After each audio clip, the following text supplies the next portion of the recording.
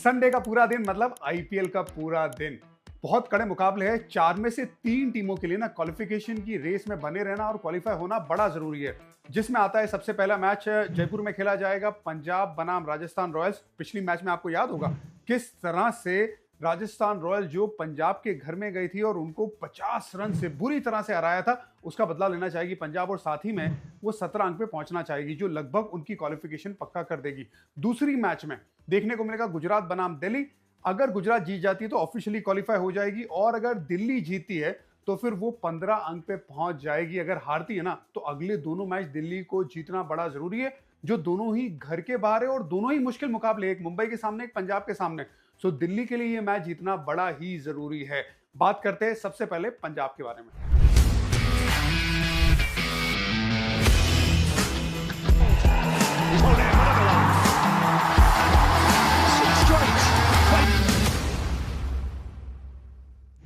पंजाब की पिछली 6 मैच में से सिर्फ एक मैच में हार हुई है। पिछले 3 मैचेस में लगातार जीती है, विनिंग मोड को ऑन कर दिया है। आज जो मुकाबला है वो राजस्थान रॉयल्स के सामने। राजस्थान रॉयल्स के पास ना खोने के लिए कुछ भी नहीं है। ऐसी टीमें बड़ी खतरनाक होती है, उनके सामने जीत दर्ज करना और फिर लगभग क्वालिफिकेशन को सील करना ये बड़ा जरूरी होगा पंजाब के लिए। उनके लिए ना प्रभसिमरन सिंह का जो फॉर्म रहा है इस सीजन, उसे बरकरार रखना बड़ा जरूरी, क्योंकि अब आप देखेंगे स्टॉइनिस और इंग्लिश इस मैच में अवेलेबल नहीं है, तो मिडल ओवर्स में ना उतना ज्यादा पैनापन है नहीं, तो फिर जिम्मेदारी आ जाएगी प्रभसिमरन सिंह पे, प्रियांश आर्या पे और श्रेयस अय्यर पे। ये 3 बल्लेबाजों पे जिन्होंने रन बनाई है, टॉप 3 रन स्कोरर है पंजाब के, इन पे होगी बहुत ज्यादा जिम्मेदारी। लेकिन प्रभसिमरन सिंह के बारे में थोड़ी और बात करते हैं। देखिए इस साल जो स्ट्राइक रेट से रन बनाया है, अच्छी बात पता है क्या है?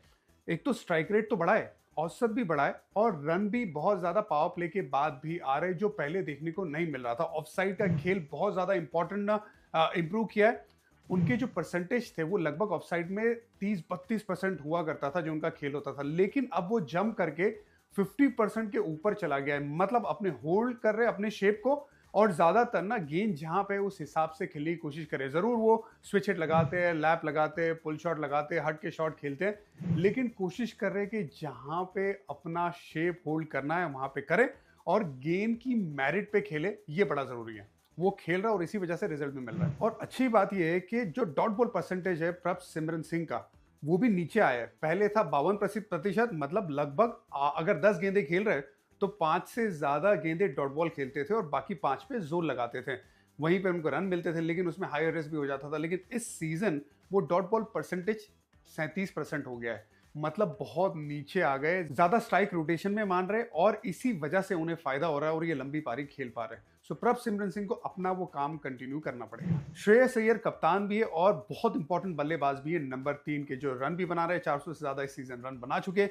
लेकिन देखिए 2024 से पहले ना एक कहानी अलग थी। 125 के स्ट्राइक रेट से बल्लेबाजी करते थे, 32 का औसत था, लेकिन 2024 के बाद ना इनका जो औसत है वो 44 का हो चुका है, स्ट्राइक रेट 163 का हो चुका है। इस सीजन 400 से ज्यादा रन बना चुके हैं, 50 से ज्यादा का औसत है, वहीं पे 181 की स्ट्राइक रेट से बल्लेबाजी कर रहे हैं। बहुत कुछ बदला है, मानसिकता बदली है और साथ ही में एक कंफर्ट जोन होता है। मुझे लगता है पॉन्टिंग का और इनका जो कॉम्बिनेशन है श्रेयस अय्यर का, वो बहुत अच्छा चल रहा है और इसी वजह से उनकी कप्तानी भी निखर रही है और उनकी बल्लेबाजी में भी बहुत ज्यादा निखार आ रहा है। हालांकि डोमेस्टिक क्रिकेट खेलना ये बड़ा जरूरी था उनके लिए, उसमें प्रदर्शन करना, अपनी गेम को इंप्रूव करना, शॉर्ट बॉल्स को बेहतर करके आना, ये सब उन्होंने किया। इसी वजह से ये आंकड़े इनके बेहतर हो चुके हैं। अब यहाँ पे ना राजस्थान रॉयल्स के सामने भी उनके जहन में ये बात होगी कि यहीं पे ना प्लेऑफ्स की गेम को सील की जाए, ये 2 अंक प्राप्त किए जाए। उनकी कप्तानी पे, उनकी बल्लेबाजी पे बहुत ज्यादा निर्भर होगा। यहाँ पे ना चैलेंज रहेगा। यहाँ पे चैलेंज ये रहेगा कि जो श्रीलंकन 2 स्पिनर है वो किस तरह से गेंदबाजी करते हैं, क्योंकि उन्हें भी ब्रेक मिला, इन्हें भी ब्रेक मिला है। वो वेंजेंस के साथ आने की कोशिश करेंगे, वो ज्यादा प्लान कर सकते हैं। ये देखना होगा कि उनके सामने किस तरह से काउंटर करते हैं। दोपहर का ये मुकाबला है, गेंद हल्की सी ग्रिप कर सकती है, उसमें श्रेयस अय्यर बहुत क्रूशल हो जाएंगे। उनका रन बनाना बड़ा क्रूशल हो जाएगा, क्योंकि बाकी बल्लेबाजों को पकड़ सकती है ये दोनों स्पिनर।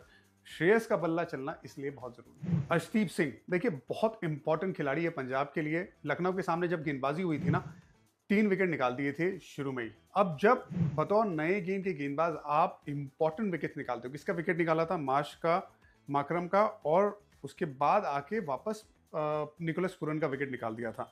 63% जो रन है वो लखनऊ सुपर जायंट्स की तरफ से ये तीनों बल्लेबाज बनाते।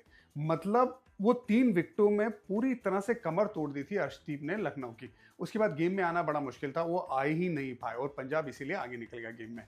अर्शदीप की जो नई गेंद की गेंदबाजी ना शुरू में आईपीएल के सीजन में इतनी अच्छी नहीं चल रही थी, लेकिन मुझे यकीन था और मैंने पहले बात भी की थी कि यार ये ऐसा गेंदबाज है ना, इसके हाथ में कला है। एक तो ये पिच को दरकिनार कर देता है, ये वैसा गेंदबाज है, इसी वजह से उसके जो आंकड़े भारतीय टीम के लिए भी इंटरनेशनल टी20s में वो सबसे बेहतरीन आंकड़े है।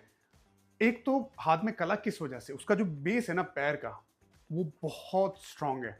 अगर आपकी स्टेबिलिटी रहेगी ना, आपके अगर पैर बैलेंस में रहेंगे तो आप अपने रिस्ट को किस तरह से मूव करना चाहते हैं वो आप कर सकते हैं। कई गेंदबाज गलती करते हैं कि जब एक तो जो उनकी बॉडी टूटनी चाहिए वो सामने की तरफ नहीं टूटती। अर्शदीप की बॉडी हमेशा आप देखना सामने की तरफ ही टूटती है, वो साइडवेज नहीं जाते हैं। साइडवेज अगर आप जाओगे, खास करके जहां पे नॉन बोलिंग आर्म होता है ना, वहां पे गेंदबाज मूव करने की कोशिश करते हैं क्योंकि वो जोर लगाते हैं। अर्शदीप के साथ वैसा होता नहीं है, सब कुछ बैट्समैन की तरफ होता है, इसी वजह से बॉडी बैट्समैन की तरफ टूटती है। पैर के बैलेंस बहुत अच्छे होने की वजह से रिस्क को कंट्रोल कर पाता है, इसी वजह से उसकी गेंदबाजी में इतना दमखम देखने को मिलता है। और अगर पिच में हेल्प है तो फिर उसे एक्सट्रैक्ट करने की सबसे बेहतरीन काबिलियत अर्शदीप सिंह में है। यहाँ पे भी एक और बार राजस्थान रॉयल्स के सामने ना अर्ली विकेट्स निकालना बड़ा जरूरी होगा और इन पे दारोमदार रहेगा। अजमतुल्लाह उमरजाई जो ओवरसीज इनका खिलाड़ी है, फास्ट बॉलिंग ऑलराउंडर की तरह खेलता है। अब जब मैक्सवेल का प्रदर्शन नहीं चल रहा था, इनको खिलाया गया रेगुलर, अब इन्होंने लगातार बढ़िया प्रदर्शन किया। पंत को और मिलर को आउट किया था पिछले मैच में, दोनों ही इंपॉर्टेंट विकेट्स थी। अब ये गेंदबाज ना नई गेंद का बहुत अच्छा गेंदबाज है। अगर वो नई गेंद से गेंदबाजी नहीं भी करता और कंडीशन अच्छी है तो ये बहुत अच्छी फिर गेंदबाजी करता है। और एक एडेड एडवांटेज जो है वो इसकी बैटिंग से आता है पंजाब के लिए। तो इनकी जो ऑलराउंडर एबिलिटी है वो मार्को यैनसन अगर चले भी जाते हैं ना तो भी मुझे लगता है कि बहुत काम आएगी नंबर 8 पे।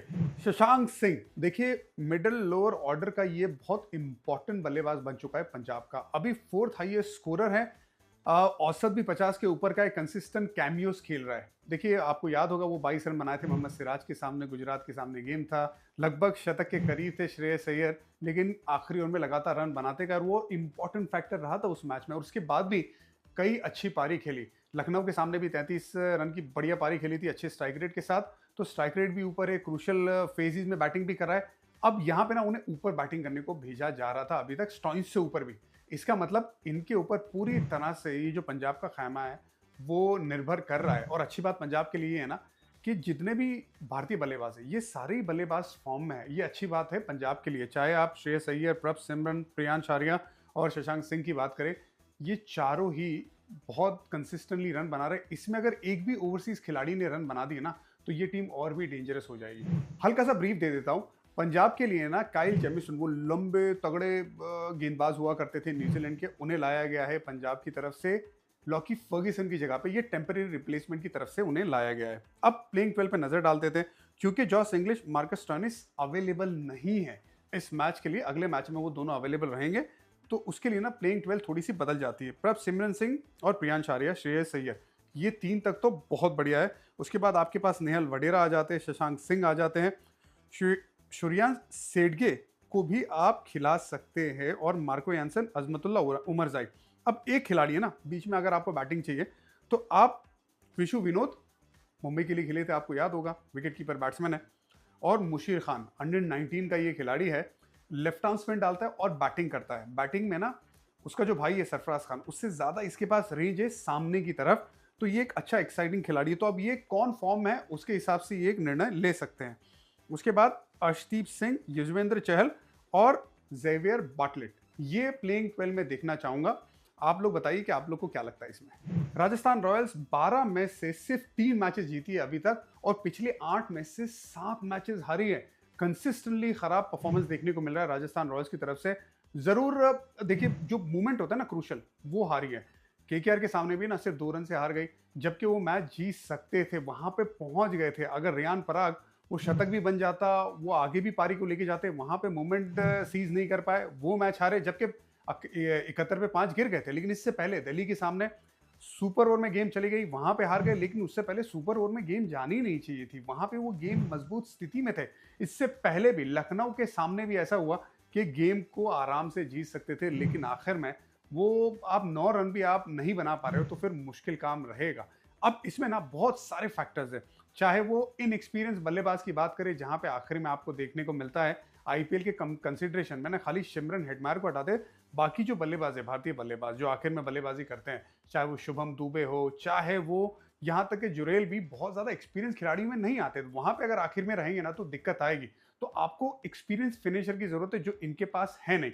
दूसरा एक और फैक्टर है ना, कप्तान रियान पराग जब कप्तानी करे तो वो भी गेम को जाने दे रहे बहुत बार। इनएक्सपीरियंस ये खिलाड़ी ये बार बार गलती कर रहा है जिससे बहुत ज्यादा नुकसान है। जरूर ये सीखेगा, लेकिन गलतियां बहुत ज्यादा हुई है उनकी बल्लेबाजी में। मुझे लगता है कि ना इतना दमखम है। देखिए दो ही तो बल्लेबाज है ना जो रन बना रहे हैं, एक तो है यशस्वी जायसवाल और दूसरे है रियान पराग। रियान पराग ने 377 रन बना दिए हैं, 170 के स्ट्राइक रेट के साथ सेकंड हाईएस्ट स्कोरर है राजस्थान रॉयल्स का। तो फिर वो जिम्मेदारी से खेलना ना, वो फिनिशिंग टच लेके आना वो जरूरी है। और ऐसा भी नहीं है कि एक दो साल हुए, कई सालों से अब खेल रहा है, कप्तानी कर रहा है, तो अब वो सीनियर खिलाड़ियों में आ गया है। भले ही यंग लड़का है लेकिन इन पे जिम्मेदारी रहेगी। वो टैलेंट को पूरी तरह से फुलफिल करना पता है कब होता है, जब आप मैचेस जिताते हो अपनी टीम के लिए और इसमें काबिलियत है आप, तो इन पे एक और बार जिम्मेदारी रहेगी। दूसरा यशस्वी जायसवाल, देखिए शुरुआत बहुत धीमी हुई थी यशस्वी जायसवाल का, लेकिन सबका यही मानना था, मेरा भी यही मानना था कि यार ये फॉर्म में आ जाएगा लड़का। और क्योंकि उसके पास वो टेक्निक है, उस तरह से बैटिंग करता है, चाहे वो ऑफ साइड, लेग साइड पे स्पिन, फास्ट बॉलर, सबको अच्छा खेलता है। अब हाईएस्ट स्कोरर बन चुका है राजस्थान रॉयल्स का। यहाँ पे अच्छे से फिनिशिंग टच देना अपनी टीम के लिए ये बड़ा जरूरी है, और इनके खुद के फॉर्म के लिए भी, क्योंकि इंग्लैंड जाएंगे। इंग्लैंड भी ना अच्छे माइंडसेट के साथ जाना भारतीय टीम के लिए, उनके लिए बड़ा जरूरी है। तो एक और वहां पे प्ले होगा इस मैच के साथ ही, थोड़ा फ्यूचर पे देखते हुए यशस्वी जायसवाल में। अब देखिए कमजोरियां क्या रही है राजस्थान रॉयल्स की।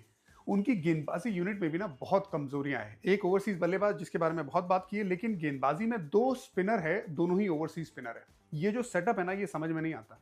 आपको आईपीएल में कम से कम एक स्पिनर तो ऐसा होना चाहिए जो पुख्ता है। आपके पास अश्विन थे, आपके पास चहल थे, आपने उनको जाने दिया, आप लेके आए आप दो ओवरसीज स्पिनर, और दोनों का कोई ऐसा फॉर्म देखने को मिला नहीं है। बल्लेबाजों ने ना उन्हें पूरी तरह से अच्छे से काउंटर किया। यहां तक कि महेश तीक्ष्ण कई बार वो फुल टॉस डाल रहे। दिल्ली के सामने एक मुकाबला था, मुझे याद है कम से कम 3 फुल टॉस डाले थे उन्होंने। अब बतौर स्पिनर आप अगर इतना कंट्रोल लेके नहीं आएंगे तो आपको दिक्कत होगी। जोफ्रा आर्चर की भी शुरुआत में गेंदबाजी अच्छी नहीं हुई, बाद में उन्होंने ले पकड़ी, लेकिन अभी जोफ्रा आर्चर अवेलेबल नहीं है, संदीप शर्मा अवेलेबल नहीं है। ओवरऑल जो गेंदबाजी यूनिट को पुख्ता बनाता है ना, जिन पे आपने दांव चलाए, वो घोड़े जो कहते हैं ना वो दौड़े ही नहीं रेस में। वैसा हुआ है राजस्थान रॉयल्स के लिए, जिससे तकलीफ का सामना करना पड़ा है। यहाँ पे भी ना अब आप लेके आए नैंड्रे बर्गर को, उनके बारे में भी सुनने में आया कि शायद वो अवेलेबल नहीं है, शायद उनको इंजरी कुछ हुई है आते ही। अब वो पक्की खबर पता है नहीं, ठीक है। अब क्या करेंगे, आपको भारतीय गेंदबाज आपके पास पड़े, आपको उन्हीं के साथ चलाना पड़ेगा, खास करके फास्ट बॉलिंग। वैभव सूर्यवंशी शतक जड़ा था, उसके बाद उम्मीदें बहुत ज्यादा उन पर आ गई थी, लेकिन उसके बाद 2 इनिंग में सिर्फ 4 गेंदें खेले, जल्दी आउट हो गए। अब चाहे वो मुंबई के सामने, चाहे वो केकेआर के सामने, बड़ा शॉट लगाने का आउट हुई। देखिए लड़के को ना जल्दी सीखना पड़ेगा, और क्योंकि ये स्टेज पे क्या होता है, जल्दी से आपको वर्कआउट किया जाता है बतौर बल्लेबाज, या चाहे आप गेंदबाजी क्यों ना हो। और आपके अगर थोड़ी भी टेक्निकल चीजें सामने आती ना तो टीमें पकड़ती है। अब किस तरह से ये लड़का सामने काउंटर करता है, एक पैटर्न तो है ना कि अगर बहुत ज्यादा यॉर्कर की तरफ गेंद गई या थोड़ी सर की तरफ गेंद आई, दूर वाली लेंथ आई, तो उसमें क्योंकि हर गेंद पे वो मारने को देख रहा है, तो वहां पे कई बार ना शेप लूज हो सकता है, इस वजह से वो आउट भी होगा। हाई रिस्क क्रिकेट खेलता है, रिवॉर्ड भी इससे बहुत ज्यादा हाई मिलेगा। और जिस दिन ये चल गया तो पंजाब को इस बात का ध्यान रखना होगा, आउट करना है तो जल्दी आउट करो अगर ये लड़का खेलता है तो। हाई रिस्क हाई रिवॉर्ड वाला प्लेयर है, एक्साइटिंग प्लेयर है, उम्मीद यही करूंगा कि जल्दी से ये वापसी करे। जोफ्रा आर्चर अवेलेबल नहीं है, नैंड्रे बर्गर और प्रिटोरियस लेफ्ट हैंड बल्लेबाज है, 19 साल का वो लड़का है भाई, रिस्क कमाल का चलता है, उसे लाया गया है और उसके पास कमाल के शॉट्स है। सर रिस्क से जो छक्के मारता है ना, ऐसा लगता है कि ज्यादा ताकत लगती नहीं है, लेकिन सॉलिड स्ट्रॉन्ग लड़का है, उसे लाया गया। क्या उसे खिलाएंगे। अब खैर प्लेइंग 12 क्या हो सकती है, एक बार नजर डालते हैं। यशस्वी जायसवाल, वैभव सूर्यवंशी, संजू सैमसन, रियान पराग, ये तो आपके टॉप 4 हो गए। ध्रुव जुरैल, शुभम दुबे। अब सिमरन हेटमायर के साथ आपको परसिस्ट करना है, या फिर आपको प्रिटोरियस को लेके आना है, या फिर दोनों की जगह बनती है, ये एक सवाल रहेगा। क्योंकि गेम तो ज़्यादा बचे हैं नहीं आपके पास, 2 ही गेम बचे। अब आपको यहाँ से ना गेम को प्रिटोरियस को देखना भी है, तो फिर खिला दीजिए दोनों मैच। अब किसकी जगह पे खिलाते ये देखना होगा। उसके बाद वनिंदु हसरंगा, महेश तीक्ष्ण, आकाश मडवाल, युधवीर सिंह चरक, और एक लेफ्ट आर्म गेंदबाज है, यंग अंडर 19 खेला हुआ है साउथ अफ्रीका का, क्वेनाम मपाका। ये मुंबई के लिए भी खेल चुके हैं, यंग एक्साइटिंग टैलेंट है, एक अपॉर्चुनिटी उनको मिल सकती है। दो मैचअप मैं देखना चाहूंगा। एक अर्शदीप सिंह बनाम यशस्वी जायसवाल, 2 बार आउट किया यशस्वी जायसवाल को, वो गेंद बाहर लेके जाके तकलीफ में रख सकते हैं यशस्वी जायसवाल को अर्शदीप सिंह। दूसरा मैचअप संजू सैमसन बनाम यूजी चहल, 5 बार आउट किया है, औसत भी ज्यादा अच्छा है नहीं संजू सैमसन का। मुझे लगता है ना कि पेस पसंद है संजू सैमसन को बतौर स्पिनर, इसी वजह से ना बैकफुट पे जाके बहुत आसानी से छक्के लगाते हैं स्पिनर के सामने भी, क्योंकि यूजी स्लो डालते हैं, वो उस जाल में फंसा लेते हैं संजू सैमसन को। तो जैसे ही वो आए, आप यूजी चहल को गेंदबाजी करा दीजिए। प्रभ सिमरन सिंह, देखिए प्रभ सिमरन सिंह को आउट करना राजस्थान रॉयल्स के लिए बड़ा जरूरी है। अब वो लेफ्ट आर्म क्वेना मपाका वो आते तो वो तकलीफ में डाल सकते हैं। शुरू में देखा था कि मिचेल स्टार्क ने हल्की सी तकलीफ में डाला था उन्हें, इनसाइड एज लगी थी, चौका भी गया था, वहां पे आउट भी हो सकते थे। लेफ्ट आर्म एंगल बिल्कुल उनको आउट कर सकता है। इफ नॉट तो फिर युद्धवीर सिंह चरक, अगर वो खेलते हैं तो वो थोड़ा हिट द डेक गिर के गेंदबाजी जो करते हैं ना, उसमें गेंद ऊपर जाके खड़ी हो सकती है। तो ये मैचअप मैं देखना चाहूंगा। मुझे लगता है अगर राजस्थान रॉयल्स को ये मैच जीतना है तो उसमें बहुत सारे फैक्टर रहेंगे। यशस्वी जायसवाल का बल्ला, संजू सैमसन का बल्ला, उनकी गेंदबाजी कितनी अच्छे से चलती है, खास करके स्पिन की वो 8 ओवर पंजाब के सामने। तो बहुत सारे फैक्टर सही होना जरूरी है, तब जाके राजस्थान रॉयल्स जीतेगी, वरना पंजाब लगभग अपना क्वालिफिकेशन को पुख्ता कर देगी 2 अंक के साथ। अभी अगला वीडियो ना थोड़ी देर के बाद में पोस्ट करता हूँ दूसरी मैच का।